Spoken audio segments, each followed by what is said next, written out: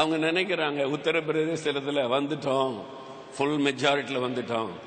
நீங்க வரல, கத்தர் வர வச்சிருக்கிறார்.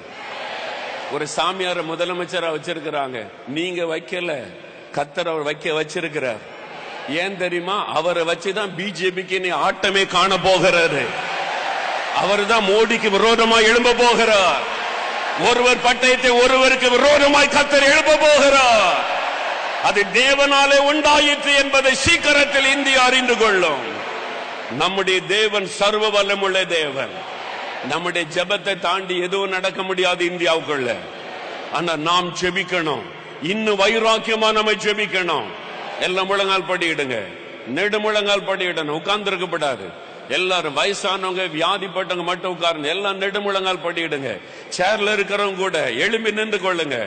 ஒன்னு முழங்கால் படியிடணும் அல்லது எழும்பி நிக்கணும்.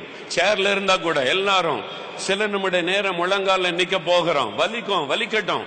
ஒரு தியாகம் பண்ணி ஜெபிக்கணும். எல்லாம் முழங்கால் படியிடுங்க. இந்தியா நமக்கு முக்கியம்.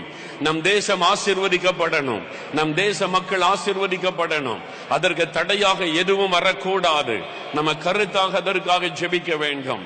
இன்றைக்கு அரசாங்கம் கொண்டு வருகிற சில திட்டங்கள் வியாபாரிகளை, கோடிக்கணக்கான வியாபாரிகளை பாதிக்கிற திட்டங்கள், விவசாயிகளை பாதிக்கிற திட்டங்கள், நிறைய பாதிப்புகளை கொண்டு வர அவங்களை அறியாமலேயே செய்து கொண்டிருக்கிறார்கள்.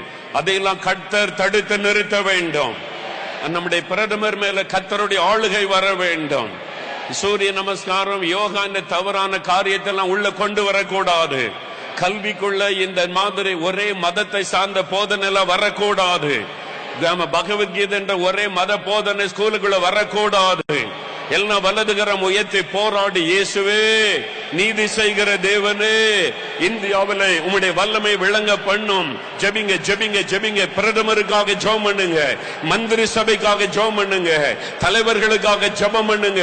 ஆண்டவரே, ஒரு மனதோடு நாங்கள் ஜெபிக்கிறோம். எங்களுடைய பிரதமருக்காக ஜெபிக்கிறோம், எங்களுடைய மந்திரிமார்களுக்காக ஜெபிக்கிறோம். இயேசுவின் நாமத்தில் நாங்கள் ஜெபிக்கிறோம்.